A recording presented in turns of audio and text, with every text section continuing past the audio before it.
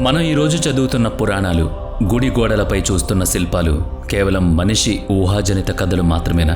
లేక వేలాది సంవత్సరాల క్రితమే ఈ భూమిపై జరిగిన అత్యున్నత జన్యు మార్పిడి ప్రయోగాల రికార్డ్సా? ఒకసారి నిశ్శబ్దంగా ఆలోచించండి. ఈరోజు ఆధునిక సైన్స్ సాధిస్తున్న అద్భుతాలు గతంలోనే జరిగాయా? ఆధునిక జన్యు ప్రయోగశాలలు డబుల్ హెలిక్స్ DNA నమూనాలతో మనం సృష్టించిన క్లోనింగ్ ప్రక్రియలు, మ్యూటేషన్ విధానాలు ప్రాచీన కాలంలో ఉనికిలో ఉన్నాయా? నరసింహస్వామి, గరుత్మంతుడు, విదేశీ పురాణాల్లోని సెంటార్స్ ఇవన్నీ కేవలం భక్తితో కొలిచే రూపాలా? లేక ప్రాచీన కాలపు అడ్వాన్స్డ్ జెనెటిక్ ఇంజనీరింగ్ అద్భుతాలా? ఈ ప్రశ్నలకు సమాధానాలు వెతికే ప్రయాణంలో చరిత్ర, సైన్స్ మరియు పురాణాల మధ్య ఉన్న అదృశ్య వంతెనను మనం ఈరోజు దాటబోతున్నాం.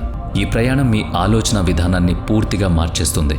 ప్రపంచవ్యాప్తంగా వివిధ నాగరికతలను మరియు వారి ప్రాచీన గ్రంథాలను మనం నిశితంగా గమనిస్తే సగం మనిషి మరియు సగం జంతువు రూపంలో ఉన్న జీవుల ప్రస్తావన ప్రతిచోట స్పష్టంగా కనిపిస్తుంది. ఇది కేవలం ఒక ప్రాంతానికి లేదా ఒక మతానికి మాత్రమే పరిమితమైన విషయం కాదు. హిందూ పురాణాల్లో వానరులు, గరుడ, నరసింహ, కిన్నెర కింపురుషులు వంటి రూపాలు ఎంత సాధారణంగా కనిపిస్తాయో, ఖండాల్లోని ఇతర ప్రాచీన నాగరికతల్లో కూడా ఇలాంటి హైబ్రిడ్ జీవుల ప్రస్తావన అంతే బలంగా ఉంది. ప్రాచీన గ్రీకు పురాణాల్లో సగం మనిషి మరియు సగం గుర్రం ఆకారంలో ఉండే సెంటార్స్, ఎద్దుతల మరియు మనిషి దేహంతో ఉండే మినోటార్ వంటి అసాధారణ జీవులు మనకు కనిపిస్తాయి.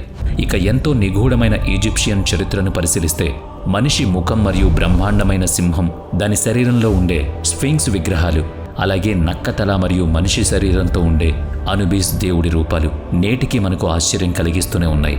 ఖండాలు వేరైనా, సంస్కృతులు వేరైనా, భౌగోళికంగా ఒకరితో ఒకరికి ఎలాంటి సంబంధం లేకపోయినా ప్రాచీన మానవుల ఆలోచన విధానంలో ఈ సగం మనిషి సగం జంతువు రూపాలు ఎందుకంత బలంగా నాటుకుపోయాయి? ఒకే రకమైన ఊహ ప్రపంచవ్యాప్తంగా దాదాపు ఒకే సమయంలో ఎలా ఉద్భవించింది? ఇది కేవలం యాదృచ్ఛికమని కొట్టిపారేయడం చాలా అవివేకం. దీని వెనుక మనం ఇంకా అర్థం చేసుకోలేని ఏదో బలమైన చారిత్రక సత్యం ఖచ్చితంగా దాగుంది. ప్రాచీన గ్రంథాల్లో ఈ జీవుల వర్ణనను మనం ఆధునిక దృష్టిలో పరిశీలిస్తే వాటిని కేవలం అడవి జంతువులుగా కాకుండా అత్యంత తెలివైన, శక్తివంతమైన మరియు సాంకేతిక పరిజ్ఞానం కలిగిన జీవులుగా చిత్రించినట్లు మనకు స్పష్టంగా అర్థమవుతుంది. ఉదాహరణకు మన దేశ చరిత్రలో అత్యంత కీలకమైన రామాయణంలో వానరుల పాత్రలను తీసుకుందాం. వారిని మనం సాధారణంగా చెట్ల మీద గెంతే కోతులుగా మాత్రమే భావిస్తాం. కానీ వాల్మీకి రామాయణ గ్రంథంలో వారి లక్షణాలు ఆధునిక మానవులకు ధీటుగా, ఇంకా చెప్పాలంటే కొన్ని విషయాల్లో నేటి మానవుల కంటే ఎంతో మెరుగ్గా వర్ణించబడ్డాయి. వారికి స్పష్టంగా మాట్లాడే శక్తి ఉంది, సంక్లిష్టమైన ఆయుధాలు వాడే నేర్పు ఉంది, కిష్కింద వంటి మహానగరాలను మరియు కోటల్ని నిర్మించగల అద్భుతమైన ఆర్కిటెక్చర్ పరిజ్ఞానం ఉంది. అంతేకాకుండా ఒక క్రమబద్ధమైన పాలనా వ్యవస్థను నడిపే అత్యున్నత మేధస్సు వాళ్ల సొంతం. సాధారణ అటవీ జంతువులకు లేదా కోతులకు ఇలాంటి మేధోపరమైన లక్షణాలు ఉండడం జీవశాస్త్రపరంగా అసాధ్యం. జంతువుల అపారమైన శారీరక బలం మరియు దానికి మానవుల మేధస్సు కలిపిన ఇలాంటి ప్రత్యేక రూపాలను సృష్టించడం వెనుక ఉన్న అసలు ఉద్దేశం ఏంటి? అప్పట్లో ఏదైనా అత్యున్నత జన్యు సాంకేతికతతో భౌగోళిక అవసరాల కోసం లేదా యుద్ధ అవసరాల కోసం ఇలాంటి కొత్త జాతులను ల్యాబ్లలో సృష్టించగలరా అన్న సందేహం ఆధునిక పరిశోధకులకు కలుగుతుంది.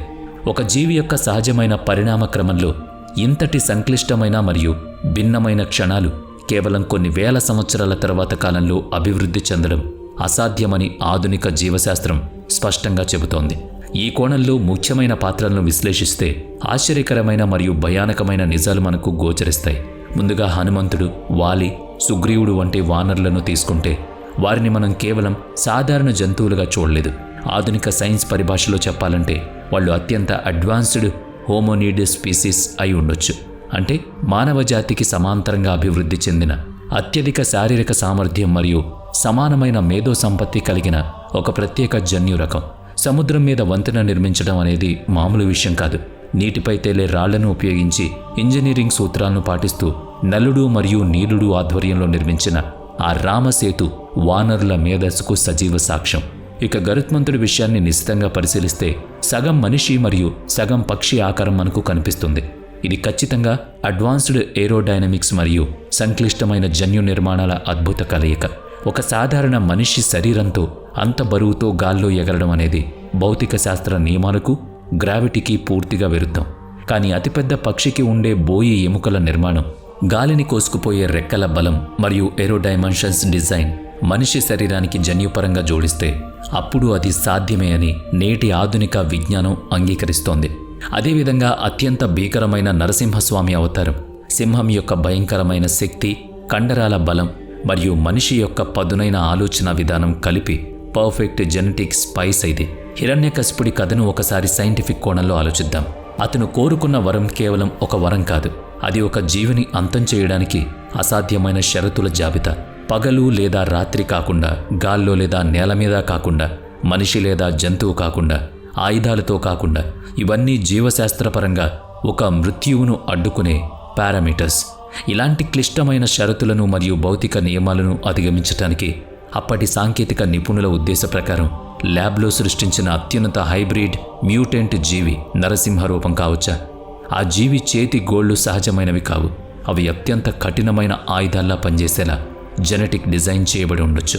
గ్రీకు పురాణాల్లోని సెంటాస్ కూడా గుర్రం యొక్క అంతులేని వేగాన్ని, సుదూర ప్రయాణాలు చేసే స్టామినాను మరియు మనిషి యొక్క ఆకారాన్ని ఒకే జీవిలో పొందుపరచాలనే ఉద్దేశంతో చేసిన కృత్రిమ జన్యు ప్రయోగాలకు ప్రతీకలు కావచ్చని కొందరు అంతర్జాతీయ పరిశోధకులు బలంగా నమ్ముతున్నారు.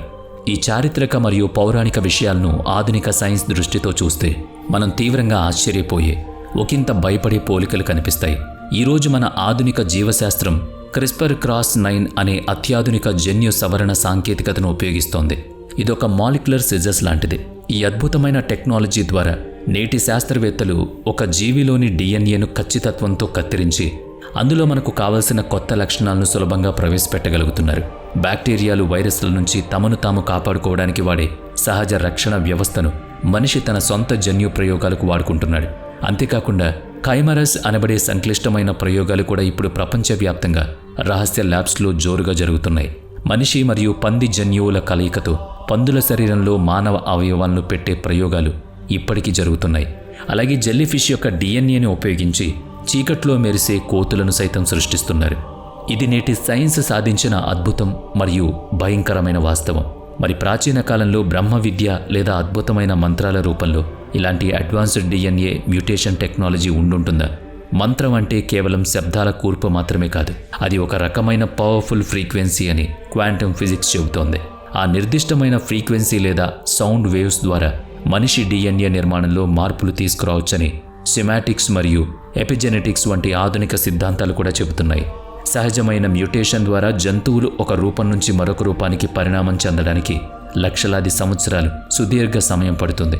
కానీ మన పురాణాల్లో వర్ణించిన ఈ వింత జీవుల పుట్టుక, వాటి ఆకస్మిక వృద్ధి మరియు అత్యున్నత శక్తులు చూస్తుంటే అది ఖచ్చితంగా కృత్రిమంగా చేసిన జన్యు ప్రయోగాల ద్వారానే సాధ్యం అనిపిస్తుంది. దీనికి తోడు కొన్ని ఎవరికీ తెలియని నిజాలను, సైన్స్లో దాగి ఉన్న కొత్త కోణాలను కూడా మనం ఇక్కడ పరిగణలోకి తీసుకోవాలి. ఒకప్పుడు ఈ భూమిపై కేవలం హోమోసేపియన్స్ అనబడే మన జాతి మాత్రమే కాకుండా అయాంథరల్స్, డెనిసోవస్ మరియు హోమో ఎరెక్టస్ వంటి ఎన్నో ఇతర మానవ జాతులు కూడా సమాంతరంగా జీవించాయని ఆధునిక ఆర్కియాలజీ మరియు DNA ఎనాలిసిస్ శాస్త్రీయంగా చెబుతోంది. నేటికి మన DNAలో 2% వరకు నియాంథరల్ జన్యువులు కలిసి ఉన్నాయని జెనెటిక్స్ చెబుతున్నాయి. అయితే కాలక్రమేణా వాతావరణ మార్పుల వలనో లేదా ఆధిపత్య పోరులో జరిగిన మహాయుద్ధాల వలనో హోమోసేపియన్స్ మాత్రమే మిగిలాయి. మిగతా జాతులన్నీ పూర్తిగా అంతరించిపోయాయి. ఇదే తరహాలో మన పురాణాల్లో చెప్పబడిన వానరులు కూడా అంతరించిపోయిన ఒక ప్రత్యేక మానవ జాతి కావచ్చా? హోమోసేపియన్స్తో పాటు సమాంతరంగా జీవించి ఎప్పుడో ఒకప్పుడు భూమిపై జరిగిన భారీ ప్రళయాల వల్ల వాళ్ళు కనుమరుగైపోయి ఉండొచ్చు. మానవ పిండం అభివృద్ధి చెందే తొలి దశలో నేటికి ఒక చిన్న తోక లాంటి నిర్మాణం కనిపిస్తూ ఉంటుంది. ఆ తర్వాత అది మాయమవుతుంది. ఇది ఆనాటి వానర జన్యువుల తాలూకు అవశేషం కావచ్చా? కొందరు జన్యు శాస్త్రవేత్తలు దీన్నే ప్రశ్నిస్తున్నారు. అలాగే పురాణాల్లో దేవుళ్ళు ప్రయోగించిన భయంకరమైన అస్త్రాలు, వారు తపస్సులకు మెచ్చి ఇచ్చిన వరాలు, ఇవన్నీ కూడా ఇంద్రజాలం లేదా మ్యాజిక్ కాదు. అవి అత్యంత ఆధునిక బయోటెక్నాలజీకి మరియు జెనెటిక్ మోడిఫికేషన్కి స్పష్టమైన సంకేతాలు. అయితే ఈ వాదనలపై మరియు విశ్లేషణలపై ప్రపంచవ్యాప్తంగా అనేక వాదనలు మరియు వేడివేడిగా చర్చలు జరుగుతూనే ఉంటాయి. మెయిన్ స్ట్రీమ్ పురావస్తు శాస్త్రం మరియు సంప్రదాయ చరిత్రకారులు వీటిని కేవలం ప్రాచీన మానవుడి ఊహలుగా కొట్టిపారేస్తారు. ప్రాచీన కాలంలో అంతటి అద్భుతమైన సాంకేతికత ఉండడానికి స్పష్టమైన భౌతిక ఆధారాలు, ల్యాబ్లు లేదా యంత్రాలు ఏవి తవ్వకాల్లో దొరకలేదని వాళ్ళు వాదిస్తారు. కానీ ఏన్షియంట్ ఏలియన్స్ లేదా అడ్వాన్స్డ్ సివిలైజేషన్ సిద్ధాంతాలను బలంగా నమ్మే పరిశోధకులు మాత్రం ఈ వాదనలను తీవ్రంగా వ్యతిరేకిస్తారు. మనకంటే ఎన్నో వేల రెట్లు అభివృద్ధి చెందిన అత్యున్నత నాగరికత గతంలో ఈ భూమిపై ఉండుంటుందని, వాళ్ళు అంతరిక్ష ప్రయాణాలు మరియు జన్యు ప్రయోగాలు చేశారని వాళ్ళు నమ్ముతారు. అయితే ఏదో ఒక మహాప్రళయం కారణంగా లేదా అణుయుద్ధం కారణంగా ఆ సాంకేతికత అంతా పూర్తిగా నాశనమైపోయిందని, వారి పరిజ్ఞానం మొత్తం మట్టిలో కలిసిపోయిందని వాళ్ళు వాదిస్తారు. అలా మిగిలిన కొద్దిపాటి ఆనవాళ్లే రాబోయే తరాలకు వాళ్ళు వదిలి వెళ్లిన ఈ పురాణాలు, గుహ చిత్రాలు మరియు చెక్కు చెదరని ఆలయ శిల్పాలు అని వారి బలమైన వాదన. మానవ చరిత్ర, సమాజం మరియు ఆధునిక సైన్స్పై ఈ పురాణాల జీవుల ప్రభావం అపారం మరియు అనూహ్యమైంది. ఈ హైబ్రిడ్ జీవుల అద్భుత కథలు మానవ నైతికతను, ప్రకృతితో మరియు ఇతర జంతువులతో మనిషికి ఉన్న సంబంధాన్ని లోతుగా ప్రభావితం చేశాయి. ఒకప్పుడు ఈ జీవుల్ని తీవ్రమైన భయంతో, అపారమైన భక్తితో కొలిచిన మానవుడు వాటి ద్వారా ప్రకృతి పట్ల ఒక విధమైన గౌరవాన్ని మరియు భయాన్ని పెంచుతున్నాడు. జంతువుల్ని కేవలం వేటాడే వస్తువులుగా లేదా ఆహారంగా కాకుండా వాటిలోనూ దైవత్వాన్ని చూసే గొప్ప సంస్కృతి ఈ కథల వల్లే మన దేశంలో పుట్టింది. ఇక ఆధునిక యుగంలో హాలీవుడ్ సైన్స్ ఫిక్షన్ సినిమాలకు మరియు నేటి జన్యు శాస్త్రవేత్తల వినూత్న ఆలోచనలకు ఈ ప్రాచీన ఆధారాలే స్ఫూర్తినిచ్చాయి అనడంలో ఎలాంటి సందేహం లేదు. కానీ ఇది ఇలాగే ఉంటే ప్రస్తుత కాలంలో జరుగుతున్న శాస్త్రీయ పరిణామాలతో వీటికి ఉన్న సంబంధం మనల్ని తీవ్రంగా భయపెడుతోంది. ఈరోజు అత్యంత రహస్య అండర్ గ్రౌండ్ ల్యాబ్లలో మానవులు చేస్తున్న హ్యూమన్ మరియు యానిమల్ హైబ్రిడ్ ప్రయోగాలు చరిత్ర పునరావృతం కావడానికి స్పష్టంగా సంకేతాల. వైద్య రంగాన్ని మరియు సైన్స్ను అభివృద్ధి చేస్తున్నామనే సాకుతో మనం ప్రకృతి నియమాలను దారుణంగా ఉల్లంఘిస్తున్నామా? నైతిక నియమాలు లేదా ఎథికల్ బౌండరీస్ దాటితే భవిష్యత్తులో మానవాళికి జరిగే భయంకరమైన నష్టం గురించి మన పురాణాలు ముందే హెచ్చరిస్తున్నాయా?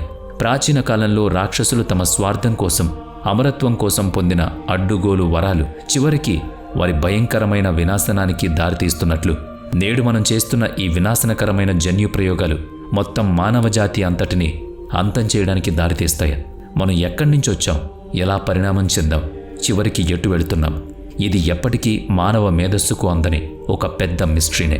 కోట్లాది నక్షత్రాలున్న ఈ విశాల విశ్వంలో ఈ భూమిపై అత్యంత ఆధునిక సాంకేతికతను అనుభవిస్తున్న మొదటి తరం నిజమా లేక అబద్ధమా?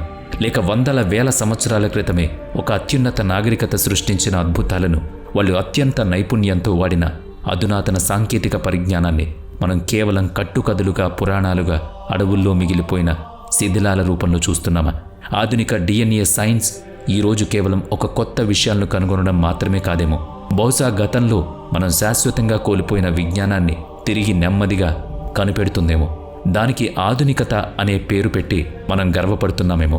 ఒక్కసారి ఆ ప్రాచీన గుడి గోడలపై ఉన్న శిల్పాలను, ఆధునిక సైన్స్ పుస్తకాలను పక్కన పెట్టి చాలా నిశితంగా గమనించండి.